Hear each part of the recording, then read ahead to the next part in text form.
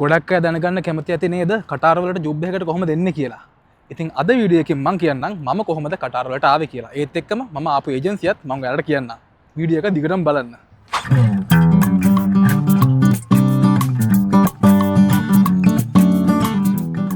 හරි. අපි මුලින්ම මෙහෙම කරමු.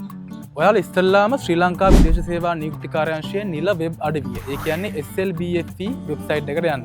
ඉතින් SLBFE වෙබ්සයිට් එකට ගියාට පස්සේ ඔයාලට බලා ගන්න පුළුවන් ඒකේ තියෙනවා ජොබ් බැංක් කියලා වෙනම සෙක්ෂන් එකක්.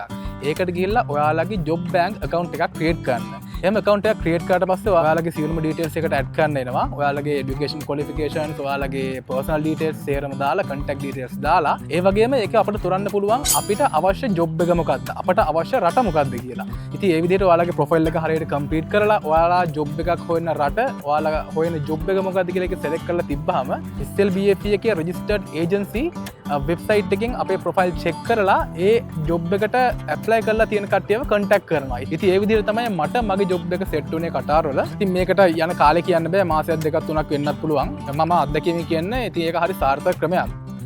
හින්දා ඔයාලා try කරලා බලන්න මේ විදිහට. මම කටාර වලට ආවේ කොළඹ People Connect agency එකෙන්.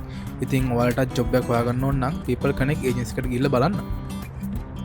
කටාර වලට ජොබ් එකකට එන්නේ කොහොමද කියලා සවිස්තරාත්මක වීඩියෝ එකක් කරා මම මගේ YouTube channel එකේ Mr. Bandi කියලා search කරලා මගේ YouTube channel එක subscribe කරලා ඒ වීඩියෝ එක බලන්න කියලා මතක් කරනවා.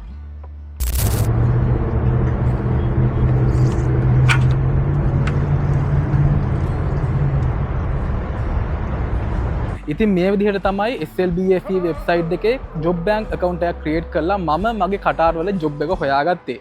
ඉතින් ඒක ගොඩක් සාර්ථක ක්‍රමයක්. ඔයාලා try කරලා බලන්න.